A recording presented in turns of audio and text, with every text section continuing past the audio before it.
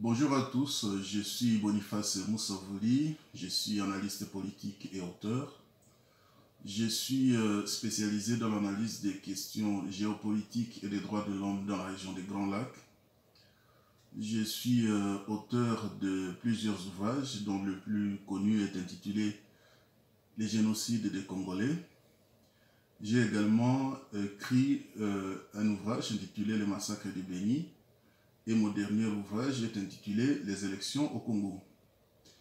Je suis diplômé de l'Université Lumière Lyon 2 en faculté de droit et je suis membre de la plateforme Deskwando spécialisée dans l'analyse des questions militaires et sécuritaires.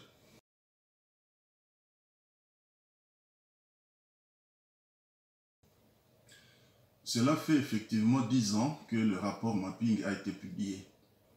Le rapport Mapping a été publié par le Haut Commissariat des Nations Unies aux droits de l'homme. Le Haut Commissariat des Nations Unies aux droits de l'homme est une agence spécialisée des Nations Unies dont le but est de promouvoir et de renseigner. Pour faire simple, il y a violation des droits de l'homme lorsqu'il y a des atteintes ou des abus qui sont commis par les représentants d'un État sur les personnes en temps normal, c'est-à-dire en situation de non-conflit. Et on parlera de violation du droit international humanitaire lorsque ces atteintes et ces abus sont commis par des forces belligérantes, c'est-à-dire les forces qui se combattent en temps de conflit. Et ces deux notions apparaissent dans la trame du rapport Mapping entre mars 1993 et juin 1996, c'est-à-dire les dernières années du régime de Mobutu. Il s'agit généralement, globalement, des violations des droits de l'homme. Mais à partir de juillet 1996 jusqu'à janvier 2001, on constate ce qu'on peut appeler des violations du droit international humanitaire, le droit de la guerre, c'est-à-dire des atteintes, des abus qui sont commis par des forces belligérantes sur les populations civiles. Et donc ces deux notions transparaissent dans la trame du rapport Mapping et il faut les avoir à l'esprit lorsqu'on lit le rapport Mapping. Le rapport Mapping, qui est un rapport assez épais, il fait 581 pages, répertorie 617 actes graves, crimes graves commis sur une période de 10 ans, donc entre mars 1993 et 2003.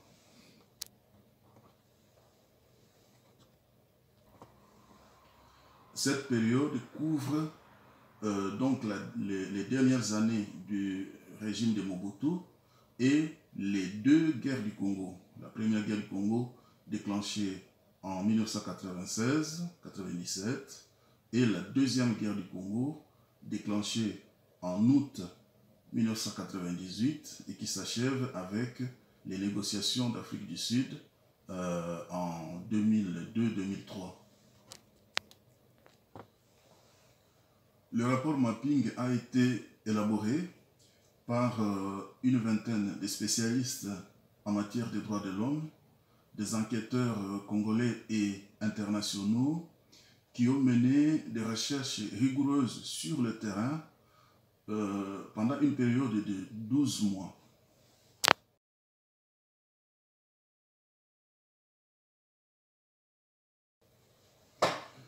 Au sujet des crimes graves commis durant cette période de 10 ans, la partie la plus frappante du rapport Mapping, c'est la section 2, qui traite essentiellement des crimes commis pendant les deux guerres du Congo. Les auteurs du rapport Mapping insistent sur 3 thématiques. Ils insistent sur les actes de violence commis contre les femmes et les violences sexuelles. Ils insistent ensuite sur les actes de violence commis contre des enfants. Et enfin, ils insistent sur les actes de violence liés à l'exploitation des ressources naturelles du Congo. La question des violences sexuelles va faire écho jusqu'à ce jour parce que le phénomène des viols au Congo est devenu quelque chose qui a fini par choquer l'opinion internationale. La question de l'exploitation illicite, des violences liées à l'exploitation des ressources naturelles du Congo va aussi faire écho et va mobiliser par la suite le Conseil de sécurité de l'ONU qui mettra en place un groupe de sanctions et un groupe d'experts de l'ONU qui produit chaque année 2 rapports examinant les liens entre la poursuite des violences au Congo et l'exploitation illicite des ressources du Congo.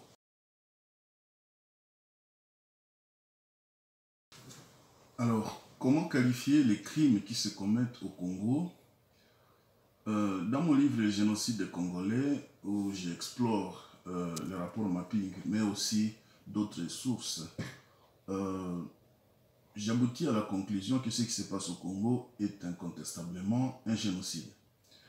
Mon livre a été publié en 2017, mais depuis, un certain consensus s'est installé dans les esprits. Le 2 août 2020, il y a eu une forme d'unanimité dans la communauté congolaise pour reconnaître que les atrocités que subissent les populations congolaises sont des génocides.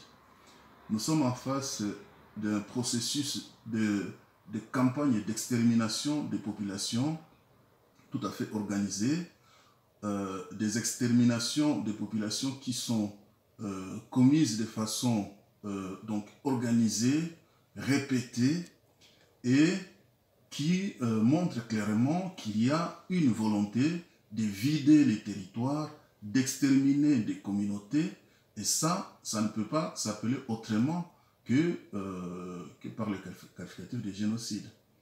Alors, d'autres personnalités, d'autres auteurs ont examiné la situation au Congo.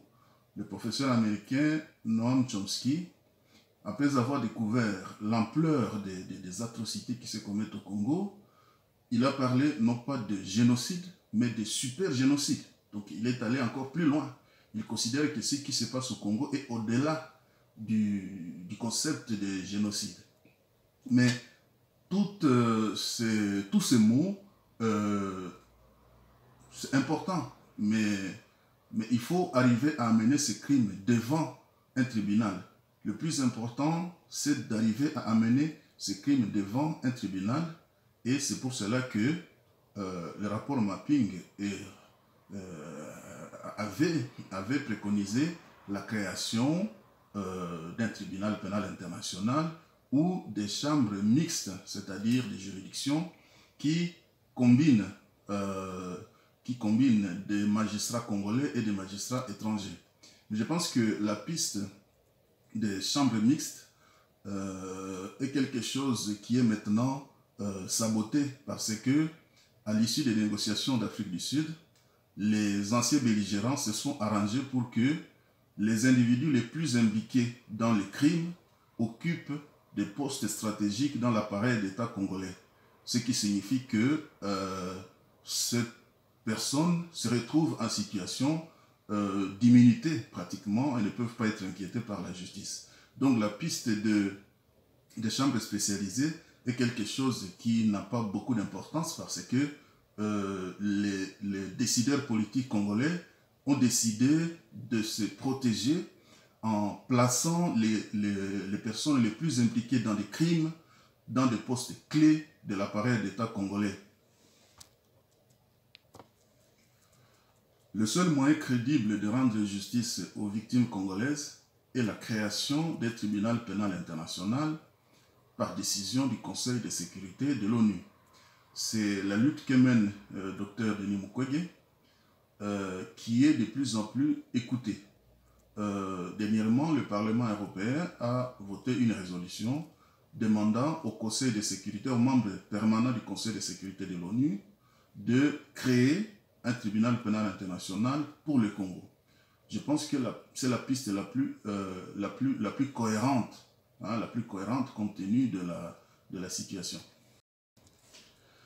Alors, pourquoi la création du tribunal pénal international est quelque chose d'important et quels sont les enjeux?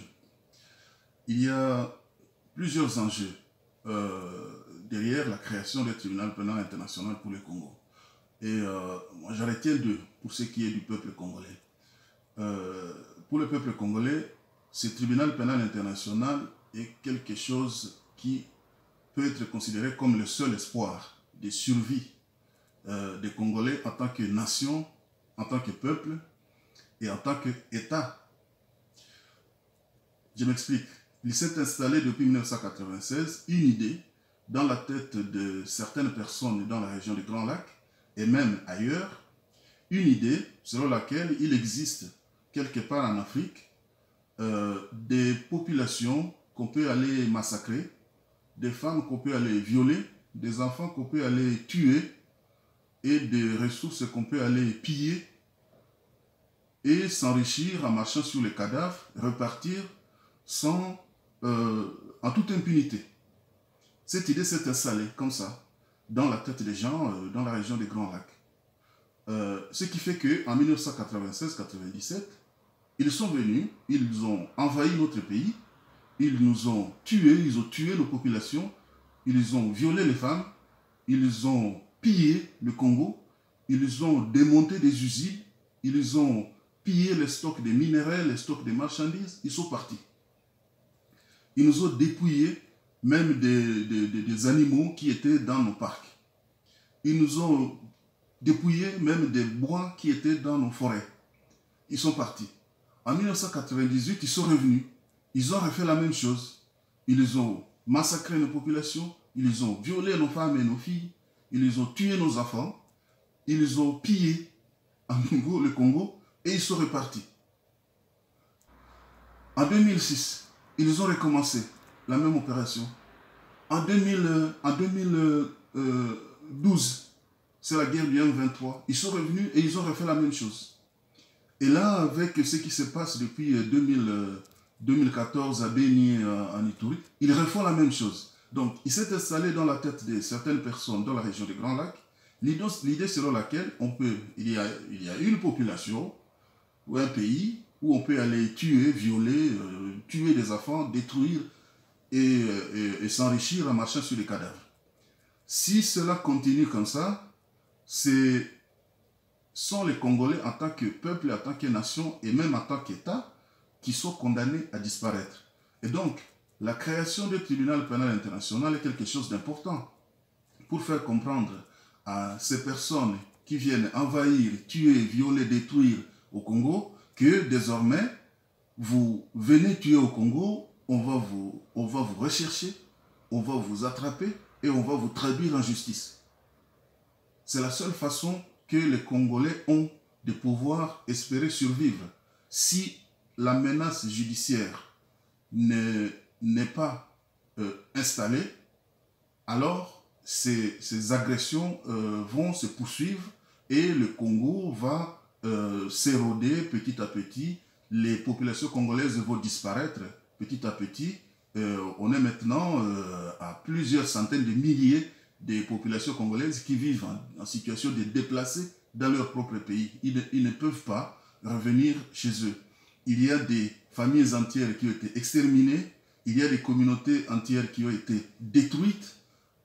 Et si on continue comme ça, eh bien, c'est la nation congolaise qui risque de se détruire petit à petit, nos frontières étant déjà poreuses.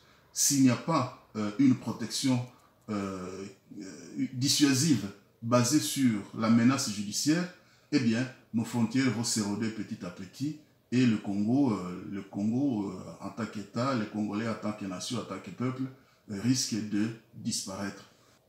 Le deuxième enjeu derrière la création d'un tribunal pénal international concerne l'ONU et ses États membres, surtout les États des pays faibles sur le plan géopolitique. L'ONU constate qu'il y a génocide au Congo. Dans un rapport il faut que l'ONU donne une suite judiciaire à ce constat de génocide. Si cela n'est pas fait, quel est le message envoyé aux autres pays africains? Ils vont se dire un jour, l'ONU va faire un rapport constatant que nos populations ont subi un génocide. L'ONU l'avait déjà fait au Congo et n'a pas sanctionné les auteurs de ces génocides. Donc un jour, l'ONU va produire un rapport sur les génocides de nos populations et ne va pas sanctionner les responsables de ces génocides. Qu'est-ce que nous devons faire? Donc, c'est la crédibilité même de l'ONU qui est en jeu.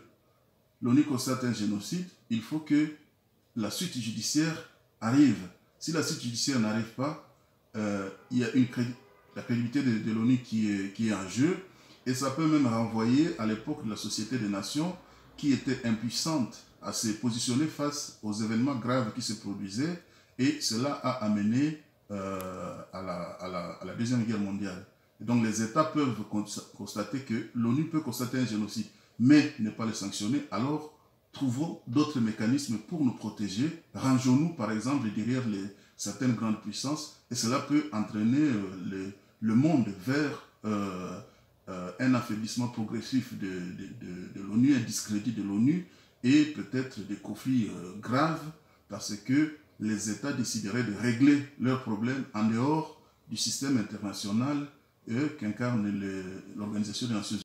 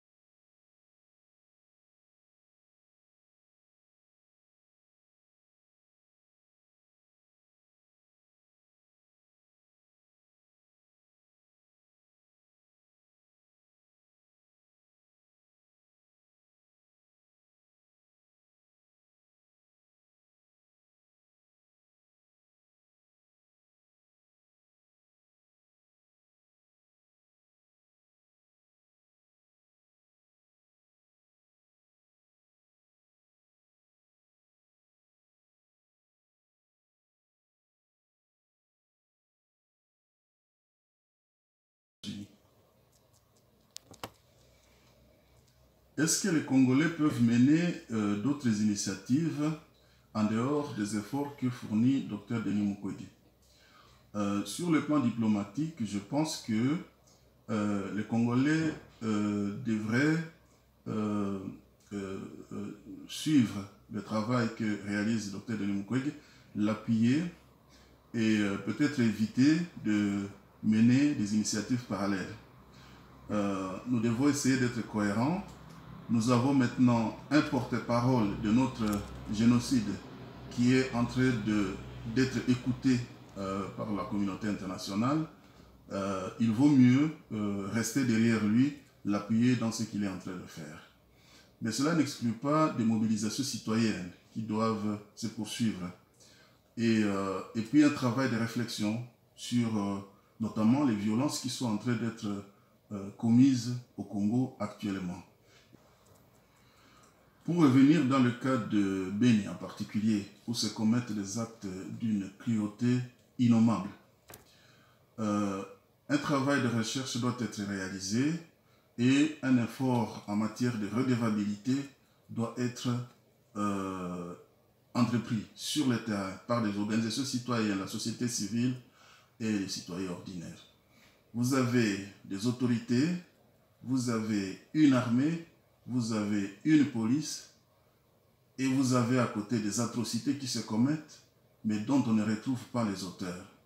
Il faut que les Congolais se mobilisent sur la question de la redevabilité, c'est-à-dire vous devez, vous les autorités, vous l'armée, vous la police, vous devez rendre des comptes. Vous êtes payés pour faire un travail. Si ce travail n'est pas fait, vous devez rendre des comptes. Alors, j'ai plusieurs fois fait des propositions dans mes publications. Je reviens une fois aux propositions. Dans le cas de Béni, par exemple, j'ai fait un constat. Chaque fois que les tueurs arrivent pour tuer, d'abord ils commencent par appeler avant de tuer. Ça veut dire que avec des enquêtes scientifiques qui sont tout à fait à la portée de l'État congolais, du gouvernement congolais, du gouvernorat congolais, des magistrats congolais, les techniques d'enquête scientifique, on peut retracer les appels en s'appuyant avec l'aide des opérateurs de la téléphonie. Qui a appelé telle part, il a appelé qui. Ensuite, les tueurs, quand ils arrivent, parfois ils mangent avant de tuer. Ils mangent la nourriture de leurs victimes. Donc ils laissent la salive. On peut prélever leur ADN. Parfois ils se blessent pendant les massacres. Ils laissent donc leur sang. On peut donc prélever leur ADN. Parfois ils agressent les femmes avant de les tuer. Ils laissent des spermes.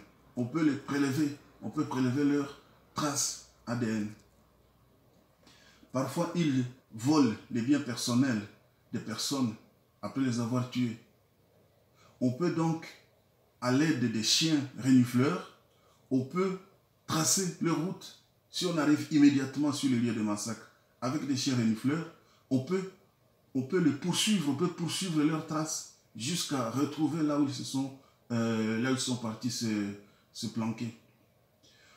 Ils volent des marchandises, ils volent des téléphones. Donc, à l'aide de la technologie qui est tout à fait à notre portée, on peut placer des gadgets électroniques dans les biens, dans les appareils et les localiser. Donc, il y a toute une gamme de techniques d'enquête qui peuvent être mises en place pour pouvoir identifier ces tueurs avec précision. Ça pourrait nous enlever toutes ces polémiques sur ADF, FDLR, Codeco, rebelles islamistes ougandais. Non, il faut qu'on arrive à mettre des noms, des traces ADN, des visages sur les individus qui tuent. Et ce travail-là ne peut être réalisé que s'il y a une mobilisation locale des ONG, des victimes, des associations, des juristes, pour amener les autorités à remplir leurs obligations de redevabilité.